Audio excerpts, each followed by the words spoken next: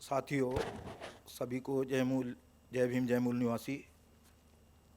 हमारे मुख्य अतिथि खोपड़ा गड़े साहब, नेशनल प्रेसिडेंट गंगाधर जी, राष्ट्रीय महासचिव आर.एस. राम जी, इंगोले जी और बामसेप के दूर दूर से आए हुए, विभिन्न राज्यों से आए हुए हमारे कार्यकर्ता, सबको जय भीम, जय मूल निवासी। साथियों, मुझे ये जिम्मेदारी दी गई है कि जो हमारे चीफ गेस्ट थी प्रोफेसर सोना जरिया मिंज, वो कुछ अनअवॉइडेबल सर्कमस्टेंसेस की वजह से इस अधिवेशन में नहीं आ पाई, तो उनके बारे में थोड़ा सा परिचय उनका दे दिया जाए। Professor Sona Minz is presently working as vice chancellor of SKM, मतलब कि Sido Kanhu Murmu university Dumka, Jharkhand. She is a person who is being highly respected and valued for his integrated academics and social contribution in contemporary social movements of social change in India. She is PhD in computer science from Jawaharlal Nehru University, New Delhi, MPhil in computer science from the university, and MSc mathematics from Madras Christian College, Tambaram, Chennai, Tamil Nadu. Her areas of academic interest revolve around geospatial informatics, spatio-temporal data analysis, data mining, machine learning, rough sets, and lot many others. Since 1990, she teaches computer science in JNU, and she is a full professor in the School of Computer and System Sciences, JNU, New Delhi. Apart from her scientific educational engagement, she is wholeheartedly involved in the movements of indigenous masses to secure their constitutional rights. We are associated with her in terms of our continuous effort to bring positive social change in India with the ideology of our father of the land and Jan Nayak Birsa Munda and the fully Ambedkarite constitutionalism and democratic revolution. Due to unexpected corona pandemic situation and owing to her duty towards her parents, aged 90 and 95 years, residing at Raichi, waiting to wish her Merry Christmas during these Easter times. That too after her great achievements to become Vice Chancellor of SKMU during this year, she was forced to cancel her program to physically inaugurate this 37th National Convention of BAMSEP organized at Ringabodi, Nagpur. However, she took extra pain to invite us to her office and get recorded her inaugural address scheduled to be delivered here at this hours. So we are happy to have her words of wisdom in virtual mode to inaugurate this national convention. We wish to take this opportunity to express our sincere gratitude towards her kind acceptance of our invitation and her wholehearted support to this convention, as well as for the continuous encouragement and participation in our organization activities at Delhi. We wish her, her family and parents Merry Christmas and extend our warm greetings of Jia Johar, Jia Bhim, Jai Mool Nivasi, Jai Bharat, Jai Samvidhan, and welcome her for inaugural address to be presented here online. Thank you.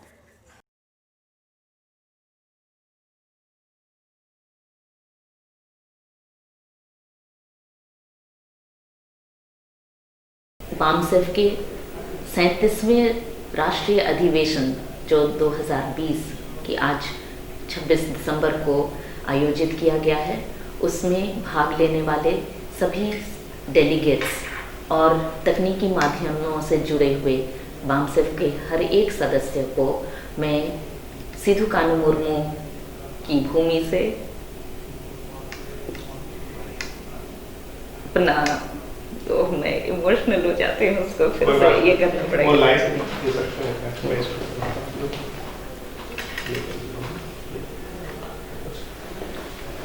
हाँ, अभी अभी बेहतर हो गया है। ठीक है, ठीक। वो कंटिन्यू ही चल रहा है क्या? हाँ, वो चल रहा है, कोई बात नहीं, हम लोग इसमें उसको edit एडिट कर- करेंगे। हाँ, बिल्कुल। कोई नहीं, इसमें मैं नहीं। फिर से ही शुरू करती हाँ, हूँ। बिल्कुल। हाँ, ठीक। हाँ, बिल्कुल। जय भीम और जोहार। आज 26 दिसंबर 2020 को बामसेफ का जो 37वां राष्ट्रीय अधिवेशन आयोजित किया जा रहा है, मंच पर आसीन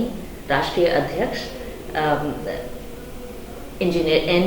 गंगाधर जी, राष्ट्रीय उपाध्यक्ष कलीम अंसारी जी, मीडिया विंग के प्रभारी इलेक्ट्रॉनिक प्रभारी आशीष जीवले जी, और साथ ही जितने भी डेलीगेट्स आज की इस अधिवेशन में नागपुर में उपस्थित हो सके हैं और जितने नहीं हो सके हैं परंतु तकनीकी माध्यमों से जुड़े हुए हैं, उन सबको एक बार मैं फिर से क्रांतिकारी जय भीम और जोहार बोलना चाहती हूँ। ये अधिवेशन हम सबों के लिए, बहुत लोगों के लिए हो सकता है एक बहुत ऐतिहासिक अधिवेशन हो सकता है। विशेष करके मेरे लिए तो एक ऐतिहासिक अधिवेशन है, इसलिए नहीं क्योंकि मैं बामसेफ को कुछ वर्षों से जानती हूँ, परंतु इसलिए कि आज मैं एक नए अपने रोल के कारण बामसेफ के इस अधिवेशन में भाग लेने सक रही हूँ। ये मेरे लिए एक नम्रता के साथ आभार प्रकट करने का विषय है कि हमारे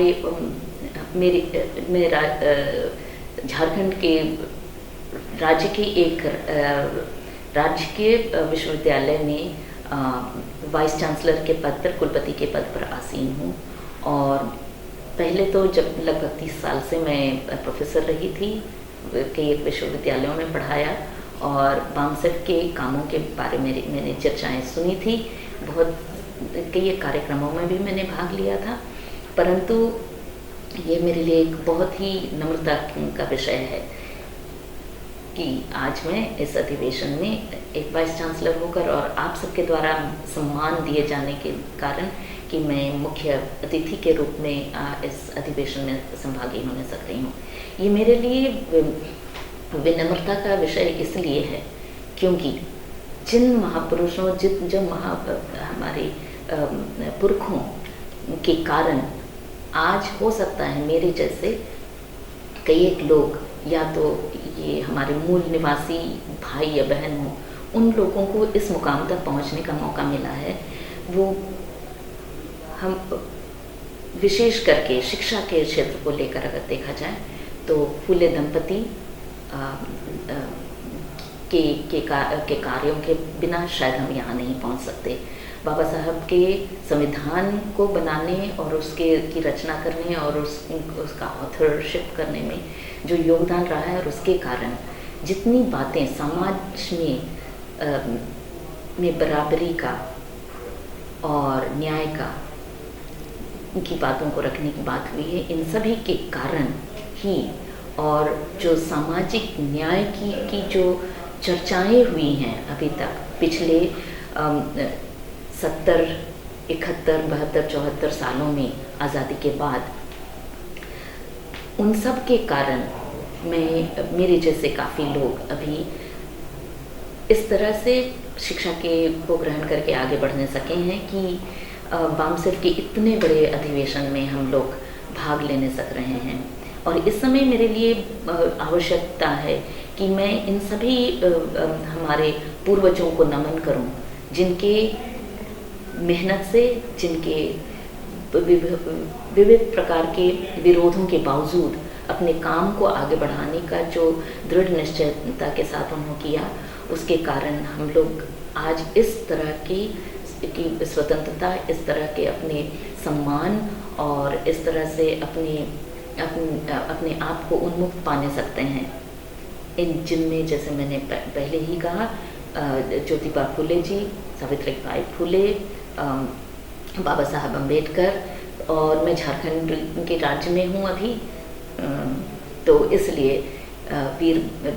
बिरसा मुंडा, परंतु साथ ही साथ जैसे मैंने पहले भी कहा कि मैं अभी झारखंड की भूमि में हूँ और ऐसे विश्वविद्यालय में मैं कुलपति हूँ, जिसका नामकरण ही इस क्षेत्र जो संथाल परगना क्षेत्र है वहाँ के वीर पुत्रों के नाम पे है, और जिनमें जो दो भाई हैं, सीधू मुर्मू और कान्हू मुर्मू, इनके दो और भाई थे, चांद और भैरव, और इनकी दो बहनें भी थीं, फूलो और जानो। जब ज्योतिबा फूले और सावित्रीबाई फूले मिलकर एक मिशन की तरह उन्होंने शिक्षा के क्षेत्र में अपनी मुहिम आगे बढ़ाई, ताकि जिस तरह तरह के अंधकार, विशेष करके शिक्षा के अंधकार से निकलने के लिए प्रकाश का मार्ग जब बना रहे थे, उसी समय झारखंड के संथाल परगना के इस क्षेत्र में इन 6 भाई बहनों ने, विशेष करके सिद्धू और कान्हू मुर्मू ने आज़ादी के संबंध में और अंग्रेज़ों के विरुद्ध उन्होंने आंदोलन किया था। उन्हें फांसी की सज़ा भी मिली, और इसलिए वे इस क्षेत्र के वो वीर पुत्र हैं जिनका नाम हमारे भारत के इतिहास में अभी तक उस सम्मान और ऐतिहासिक भूमिका के कारण नहीं हो पाया है, और इन सब बातों को हमें याद करने की आवश्यकता है। आज इस राष्ट्रीय अधिवेशन में जैसे अनेक सत्र हैं, और उसमें मूल विषय भी हैं महिलाओं के खिलाफ जातिवाद, अत्याचार का मूल कारण क्या हो सकता है, इस पर व्यापक चर्चाएं होंगी। साथ में भारत के संविधान को लेकर राष्ट्रव्यापी आंदोलन के लिए कैसे हमारा मार्ग आगे प्रशस्त हो, मीडिया और तरह तरह से हमारे आंदोलनों को और किस तरह से शक्ति मिले, और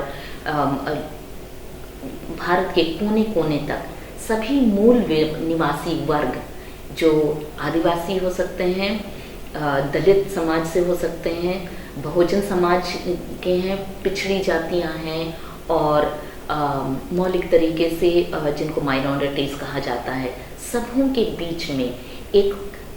एकजुटता और एकता को लाने के लिए किस तरह से प्रयास किया जाए। साथ ही कोरोना की महामारी के बीच जिस प्रकार की परिस्थितियों और जिस प्रकार के चित्रों को हम लोगों ने देखा है, मीडिया ने बहुत कवर किया, इलेक्ट्रॉनिक मीडिया ने, और इसलिए मार्च के महीने से हम लोगों ने देखा है भारत के उस एक विकृत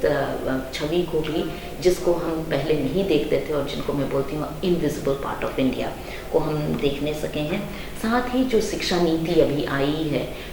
शिक्षा नीति 2020 के नाम से, उस पर भी चर्चाएं होंगी, और अगर कहा जाए तो एक संपूर्णता की पिक्चर को लेकर इस अधिवेशन में अनेक सत्रों में चर्चाएं होंगी। मैं इस समय 1-2 बातें कहना चाहती हूँ इस सत्र की शुरुआत में और अधिवेशन के समारोह में, अधिवेशन के प्रारंभिक समारोह में। आवश्यकता ये है कि हमारे पूर्वजों और हमारे पूर्व जो हमसे पहले हमारे लीडर्स, हमारे अगुवे हमारे से पहले मार्ग प्रशस्त करते करते आए हैं, और जिसके हम पीछे चलते हुए यहाँ तक पहुँचे हैं, उनके कुछ बातों को हमें याद करने से आगे की दिशा और के लिए कुछ मार्गदर्शन होता है। मैं बाबा साहब की 1-2 कोटेशंस को इस समय याद करना चाहूँगी। हम आदि से अंत तक भारतीय हैं, इसमें कोई हमें शक की गुंजाइश नहीं होनी चाहिए। हम में से सभी जो इस देश के मूल निवासी हैं, पहले भी भारतीय थे और अंत तक भारतीय रहेंगे। दूसरा, मैं एक समुदाय की प्रगति को उस प्रगति की डिग्री से मापता हूँ जो महिलाओं ने हासिल की है, या महिलाओं की प्रगति किस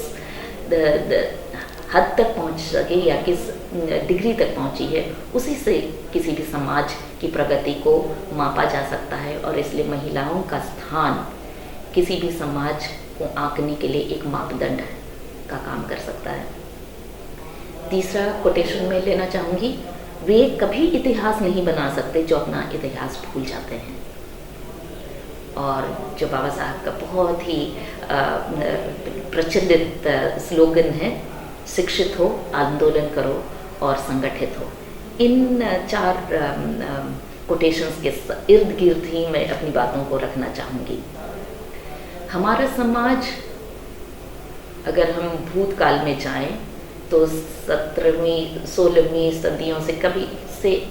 एक बहुत ही हायरार्किकल समाज की तरह दिखाई देता है कि और उसी का आउटकम है, उसी का नतीजा है कि हम अपने भारत के भूखंड में एक ना केवल जाति सूचक परंतु ऐसे कास्ट सिस्टम के समाज को देखते हैं जिसमें एक समाज दूसरे समाज को हीनता के साथ ना केवल देखता है पर बहुत ही जघन्य तरीके से उसके साथ सलूक किया जाता है, और कुछ लोगों को तो इस पूरे सिस्टम से बाहर भी समझा जाता है। तो ये हो सकता है हमारे देश की इतिहास में अगर हम कुछ 100 वर्ष पीछे जाएं, परंतु ये भी संभव है कि हमारे देश का इतिहास, हम मूलवासियों का इतिहास उससे भी पुराना हो, और इसलिए मैंने इतिहास से संबंधित बाबा साहब का वो कोटेशन लिया था। अभी हम केवल 74 साल में हमारे स्वतंत्र भारत में आदिवासी, दलित, बहुजन समाज, तिरस्कृत माइनॉरिटीज़, अल्पसंख्यक लोग और दूसरे सभी जो मार्जिनलाइज्ड सोसाइटी हैं, उन सब की स्थितियों पर हम बार बार चर्चाएं करते हैं, परंतु इसके ये केवल 74 साल का एक छोटा सा अंतराल है। इसके पहले कई 100 साल से इस कास्ट सिस्टम को स्थापित करने में लोगों ने समय लगाया और तरह तरह से इसको स्थापित किया है, और इसको अंडू करने के लिए बहुत ही मेहनत करना पड़ेगा आपको और हमको, जो मूल निवासी समाज हैं, दलित समाज है, आदिवासी समाज है, जो वाकई में इस भूखंड के आदि निवासी हैं, उन लोगों के लिए। और केवल हमारे संविधान में जैसे बाबा साहब ने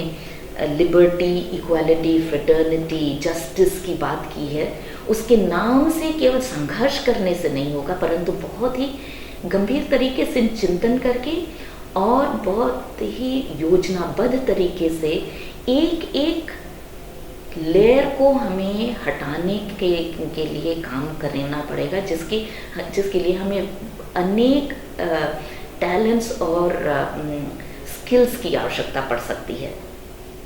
जैसे मैंने आरंभ में कहा कि मैं ऐसे विश्वविद्यालय में अभी बैठी हूँ जिसका नाम है सिद्धू कानू मुर्मू, और भारत के इतिहास में, विशेष करके स्वतंत्रता आंदोलन के इतिहास में आज तक इनका नाम नहीं आता है, और इसलिए हमारे सामने इस तरह के एक रिस्पॉन्सिबिलिटी है, उत्तरदायित्व है कि हम अपने ही इतिहास की उन बातों को उजागर करने के लिए क्या क्या प्रयास करें, ताकि जो हमारी डिग्निटी है और जो हमारा राइटफुल स्थान है समाज में, उसके लिए हम सक्रिय कदम उठाने सकें। और इस सक्रिय कदम के लिए हम बहुत बार कहते हैं शिक्षा का बहुत बड़ा रोल होना चाहिए, और है, क्योंकि शिक्षा के ही कारण, मॉडर्न एजुकेशन के कारण ही हम लोग, कुछ लोग ऐसे मुकाम तक पहुंच सके हैं जिनके द्वारा हमारे पीछे आने वाली पीढ़ियों के लिए, हमारे यंगर जनरेशन के लिए, हमारी युवा पीढ़ी के लिए संघर्ष इतना ज़्यादा ना हो जैसा हम लोगों ने संघर्ष किया। हमारे से पहले वाली पीढ़ी ने हमसे ज़्यादा संघर्ष किया, और हो सकता है उनको कम हासिल हुआ, हमने भी कुछ संघर्ष किए, और हो सकता है हमने तो कुछ ज़्यादा हासिल किया, और हमारे से छोटे, हमारी युवा पीढ़ी को हमारी इच्छा और हमारी इस तरह से योजनाएं होनी चाहिए कि उनको थोड़ा कम संघर्ष करना पड़े और हमसे ज़्यादा हासिल हो सके। इसके लिए हम क्या क्या कर सकते हैं? हम बार बार ऐसे अधिवेशनों में अपने अगुओं को, जो हमारे से पहले चले गए, उनको नमन करते हैं। हम में से बहुत लोग उनका अनुसरण करने की कोशिश करते हैं। जो मिशन उन्होंने शुरू किया उसी मार्ग पर हम चलें, ये हम कोशिश करते हैं। हम गैर सरकारी ऐसे ऑर्गेनाइजेशंस के थ्रू और कुछ एजुकेशन सोसाइटीज़ के थ्रू, कुछ ग्रास रूट लेवल के कामों के जरिए हम कोशिश करते हैं कि समाज उत्थान करते हुए एक पायदान से अगले पायदान से अगले पायदान से, पहले से दूसरी से तीसरी सीढ़ियों की ओर ऊपर और ऊपर बढ़ता जाए, ताकि समाज में समानता आए। हमने कभी ये नहीं सोचा कि दूसरे को नीचे किया जाए। ये मूल निवासी आदिवासी दलित समाज का एक बड़प्पन है कि हम दूसरे को नीचे लाकर समानता स्थापित नहीं करना चाहते। हम इस विकास की सीढ़ी में आगे बढ़ते हुए समानता स्थापित करना चाहते हैं, और ये हमारा एक ऑब्जेक्टिव है, हमारा एम होना भी चाहिए, क्योंकि यही प्रगति का निशान है। और जैसा मैं पहले कह रही थी कि जिस समय भारत के इतिहास में, जिस समय ज्योतिबा फुले और सावित्रीबाई फुले शिक्षा की शिक्षा की ज्योति जलाने की कोशिश कर रहे थे, उसी समय अंग्रेज़ों के खिलाफ सिद्धू कान्हू मुर्मू, उनके भाई चांद भैरव, उनकी बहनें फुलो जानो बहुत ही सक्रिय रूप से होकर आंदोलन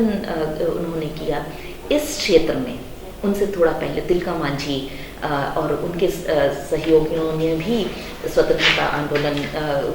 की चिंगारियां जलाई थी, पर उन चिंगारियों को वो स्थान नहीं मिल पाया जो उनको मिलना चाहिए भारत के इतिहास में। और इसलिए कई एक चीज़ें मैं सोचती हूँ कि ज़रूर हम लोगों को करना चाहिए, और थोड़ा सा और ज़्यादा सक्रिय होते हुए, जैसा इस यूनिवर्सिटी का नाम, इस विश्वविद्यालय का नाम सिद्धू कान्हू मुर्मू के नाम पे हुआ है, उसी तरह हमारे इतने आइकन्स हैं, हमारे सामाजिक आइकन्स रहे हैं, उनके नाम पर मूर्तियां केवल बनाने नहीं, परंतु ऐसे जो शिक्षा के मंदिर हैं और संस्थान हैं, उनका नामकरण करते हुए हमें इन नामों को वो दर्जा देना पड़ेगा जिसके वे हकदार हैं, परंतु भारत के इतिहास के लिखने वालों ने उनको भी जिस तरह से कई समाज को वंचित रखा, इन नामों को भी वंचित किया है। और इसलिए मुझे पता है कि मामसेफ का एक एफर्ट है कि शिक्षा के क्षेत्र में ज़्यादा से ज़्यादा कंट्रीब्यूशन हो सके, और आज का ये कार्यक्रम भी राष्ट्रपिता Jyotiba Phule institute of social revolution की जगह पे हो रहा है। तो इसी तरह हमें अपने अगुओं के, हमारे सामाजिक न्याय के को अग्रसारित करने वाले हमारे अगुओं के नामों को आगे बढ़ाने के लिए हो सकता है कहीं कहीं पर हॉल, कहीं कहीं पर रास्ते, कि स्कूल, कॉलेज, विश्वविद्यालयों और अनुसंधान के संस्थानों का भी नामकरण करना पड़ेगा, और वहाँ एक विशेष तरीके से वहाँ शिक्षा और रिसर्च या अनुसंधान करने पड़ेंगे, जिनके द्वारा ये जो दबाया हुआ इतिहास है उसको सामने लाना पड़ेगा। आज की तारीख में यदि हम ये मान लें कि पर्यावरण का उतना विनाश नहीं हुआ है जितना हो सकता था, क्योंकि समाज और हमारे समाज में और ऐसे हमारे देश में पब्लिक इंटरेस्ट के कारण जिस प्रकार से नेचुरल रिसोर्सेज का शोषण हो रहा है या फिर उनको निकाला जा रहा है, और पर्यावरण को तो बिल्कुल ही नज़रअंदाज करके नेचुरल रिसोर्स का अब्यूज़ ही हो रहा है, उनका खनन इत्यादि के द्वारा। मैं जिस क्षेत्र में हूँ यहाँ केवल जंगलों को काटा नहीं जा रहा है, परंतु खदान इतने हैं और उनके कारण राष्ट्रीय संपदा के नाम पर उन सब को निकाला जा रहा है, परंतु पर्यावरण पर बिल्कुल ध्यान नहीं दिया जाता। और इसलिए अगर हम आज की तारीख में ये बात मान लें कि ऐसा हो सकता था कि पर्यावरण और जो एनवायरमेंटल डिग्रेडेशन हो रहा है, हम बोलते हैं, वो और भी ज़्यादा हो सकता था, परंतु नहीं हुआ। किस लिए? जंगलों के रखरखाव का जिम्मेवारी तो जैसे कि आदिवासियों ने लेकर रखा हुआ है। और जब अगर हमारे पूरे देश में पूर्वोत्तर भारत से लेके पश्चिम तक, उत्तर में कश्मीर से लेके कन्याकुमारी तक, जिन जिन जगहों में हम आज भी जंगल देखते हैं वहाँ, और जंगलों को संजो कर रखा है, बेसिकली आदिवासियों ने इस काम को अपने लिए एक धर्म की तरह करके रखा हुआ है और इन जंगलों को कटने से और उनको बचा के रखने के लिए भरसक प्रयास किया है। और इसलिए अगर आज पर्यावरण का उतना डिग्रेडेशन नहीं हुआ है तो इसके लिए मानना पड़ेगा कि हमारी सांस्कृतिक धरोहर, जो मूल निवासी और आदिवासियों की सांस्कृतिक धरोहर है, उसके तहत हमारे प्रार्थनाओं के स्थल जो कि जंगल के में होते हैं, उन सब के कारण इन सबको बचा के रखा गया है। और इसलिए हमारे सांस्कृतिक धरोहर भी एक ऐसी चीज़ है जो कि हमें सामने लाना है, जिसको शिक्षा, शैक्षणिक प्रक्रिया के द्वारा और रिसर्च के द्वारा। और इसलिए ये मेरा मानना है कि जो बाबा साहब ने भी कहा था अपने मुहिम के द्वारा कि कल्चरल ट्रांसफॉर्मेशन आने की आवश्यकता है, साइंटिफिक सेटिंग होना है, सोशल ट्रांसफॉर्मेशन भी लाना है, केवल कल्चरल नहीं, सोशल मतलब सोसाइटी को, पूरे समाज का ट्रांसफॉर्मेशन आना है, बदलाव केवल नहीं, पर ऐसा बदलाव, ट्रांसफॉर्मेशन एक बहुत ही पॉजिटिव शब्द है और चेंज बोल देने से या बदलाव बोल देने से नेगेटिव भी हो सकता है, पॉजिटिव भी हो सकता है। और साथ साथ चौथी बात बाबा साहब ने कहा कि लिटरेरी मूवमेंट, हमें इन 4 बिंदुओं पर विशेष करके ध्यान देना होगा और इन्हीं माध्यमों से हम जो भी अपनी क्रियाएं करते हैं या योजनाएं बनाते हैं, अगर वो इनमें से किसी एक में फिट नहीं होते तो हमें आवश्यकता है कि उसको फिर से रिव्यू किया जाए। और जैसा मैं पहले भी बोलने की कोशिश कर रही थी एक बार कि आज भी अगर मूल निवासी समाज अगर विकास की ओर आगे नहीं बढ़ पाए हैं तो शायद उसमें कुछ कमियों को हमें ओवरकम करने की आवश्यकता है। जैसे हमारे इर्द गिर्द जितने मिथ्स हैं उससे संबंधित अंधेरा हो सकता है, हमारे कुछ ऐसे प्रैक्टिसेस हो सकते हैं जो कि मानव अधिकार के विरुद्ध हैं, विपरीत हैं, तो उनको हमें इंट्रोस्पेक्ट करना होगा। हमारे इर्द गिर्द हमारे सिस्टम्स में इतना करप्शन है और जिसको हमने मान लिया है कि यही रीति है और इसी तरीके से तौर तरीके से हमें शायद चलना होगा और हम कॉम्प्रोमाइज़ करने लगते हैं, पर हमें कॉम्प्रोमाइज़ बिल्कुल भी नहीं करना है और करप्शन को निर्मूल करने की आवश्यकता हो सकती है। और इन सब के कारण इसका नतीजा क्या है कि हम अंत में फिर से डिप्राइव्ड ही रह जाते और मार्जिनलाइज ही रह जाते, तटस्थ रह जाते, हम हाशिए के समाज बन के अभी भी स्वतंत्रता के 70 से ज़्यादा सालों के बाद भी हम वहाँ हैं, क्योंकि हम लोगों ने शायद इन सब चीज़ों को, जो मैंने कहा मिथ्स को, हमारे कुछ ऐसे प्रैक्टिसेस हैं जो सामाजिक प्रैक्टिसेस हैं जो मानव अधिकार के विरुद्ध हैं, हमारे इर्द गिर्द करप्शन है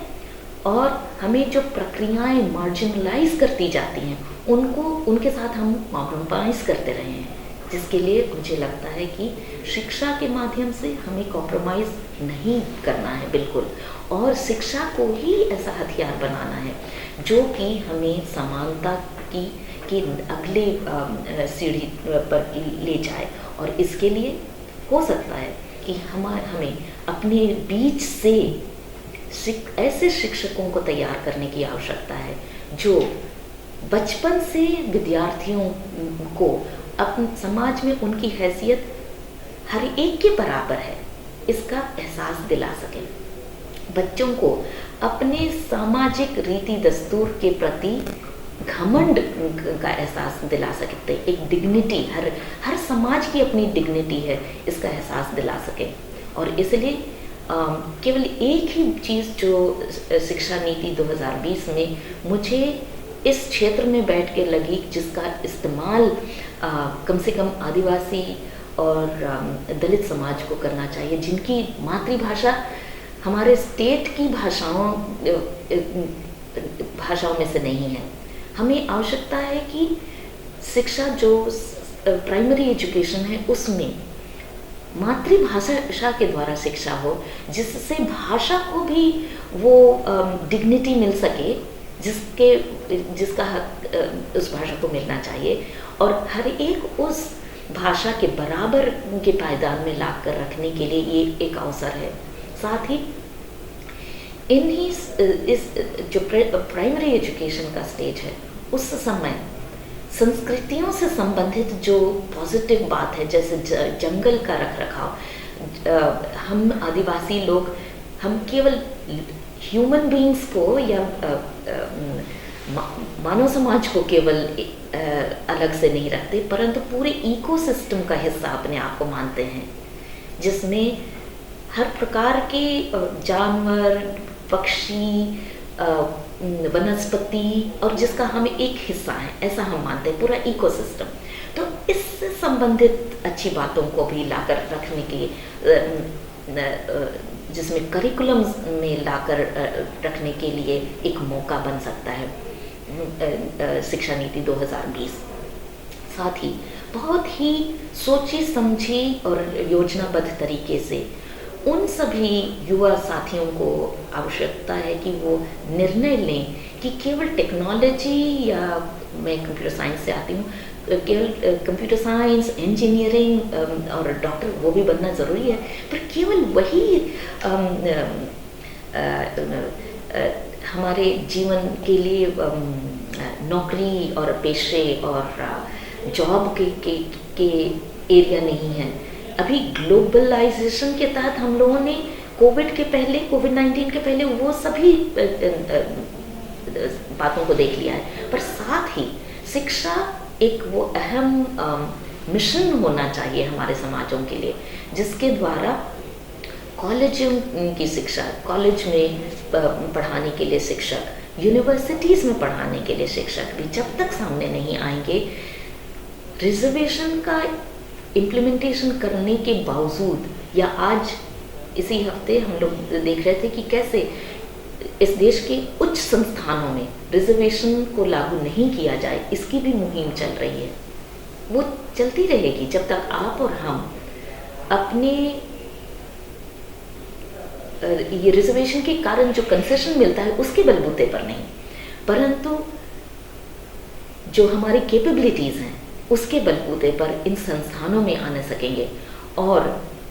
समाज के दूसरे वर्ग के लोगों के साथ कंधे से कंधा मिलाकर पढ़ाने में और रिसर्च में अपना योगदान नहीं देंगे तो नॉलेज क्रिएशन नहीं होगा,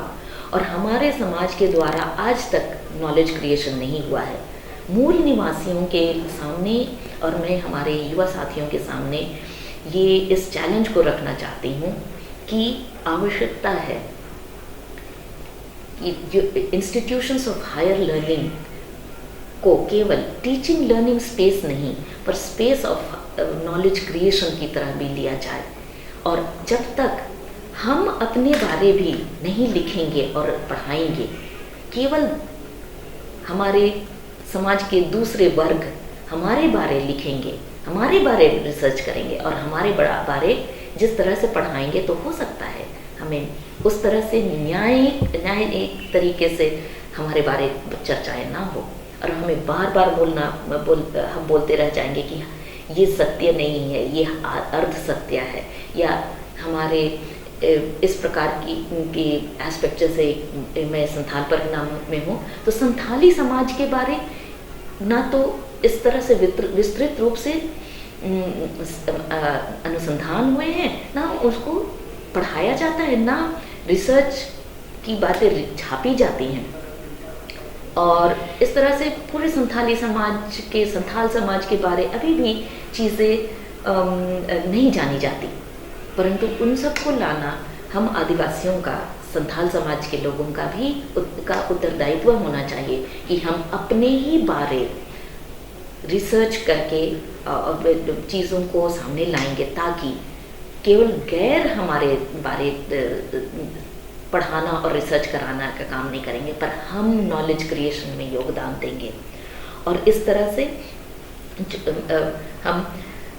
जो शिक्षा के मंदिर हैं, विशेष करके ऐसी जगहों में और संस्थानों में हम आदिवासी, दलित समाज, बहुजन समाज, मूल निवासी वर्गों का एक बहुत ही योजनाबद्ध तरीके से अपनी जगह बनाने की आवश्यकता है, ताकि शिक्षा केवल औरों के द्वारा थोपी हुई शिक्षा ना हो, पर हमारे द्वारा की गई शिक्षा की प्रक्रिया हो। हम शिक्षा के जैसे कॉलेज यूनिवर्सिटीज़ के एडमिनिस्ट्रेशन में पूरी प्रक्रिया में उतना ही हमारी भागीदारी हो जितना औरों ने आज तक किया है, ताकि हम संस्थानों को भी अपना बोल सकें। जैसे मैं आज बोल रही हूँ कि सिद्धू कानू मुर्मू यूनिवर्सिटी में हमारी यूनिवर्सिटी है, और इस तरह से इस यूनिवर्सिटी में जब तक हमारे कम से कम जो 50% समाज है उनकी उपस्थिति यहाँ ना हो, केवल स्टूडेंट्स की उपस्थिति हो, तो ये हमारी नहीं हुई ना। तो इस जगह को क्लेम करने की आवश्यकता है। और साथ में तीसरी बात जो मैं बोल रही थी, नॉलेज क्रिएशन में कंट्रीब्यूशन करने की बहुत आवश्यकता है। और इन सभी चीज़ों को बहुत ही अच्छे तरीके से और योजनाबद्ध तरीके से कर सकने के लिए आवश्यकता है कि हम सभी मूल निवासी समाज जो भी विविधता के कारण अलग तो दिखाई देते हैं, परंतु जब हमारे मुकाम एक हैं, तो हमें एकता और योजनाबद्ध तरीके से एक दूसरे के साथ मिलकर संगठित होकर आगे बढ़ने की आवश्यकता है। और बांग्ला में मैं बंगाल में हूँ, के बगल में हूँ, और यहाँ एक रविन्द्रनाथ का गाना होता था, एकला चलो की का समय नहीं है, साथ में चलो का समय है। और मेरी आशा रहेगी इस राष्ट्रीय अधिवेशन के अंत तक बहुत सी ऐसी बातें आएँ जिसको बामसेफ की अगुवाई में हमारे मूल निवासी समाज जो अलग अलग प्रदेशों में, अलग अलग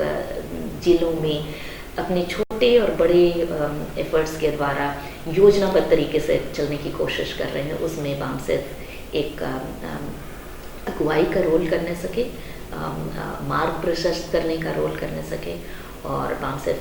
के अग्रणी बनने के साथ साथ बहुत से ऐसी बातें हो सकें जो कि लॉन्ग टर्म प्लान भी बनाई जा सकें और बहुत ही योजनाबद्ध तरीके से आगे बढ़े। मैं इस अधिवेशन की सफलता के लिए आप सबों को अभी से ही बधाई देना चाहती हूँ और धन्यवाद देना चाहती हूँ फिर से बामसेफ के सेंट्रल कमेटी को, जिन्होंने मुझे इस अधिवेशन में चीफ गेस्ट की तरह निमंत्रण देने का निर्णय लिया, और मैं आपके इस अधिवेशन में इस तरह से हिस्सा बन सकती हूँ। बहुत बहुत धन्यवाद और जोहार।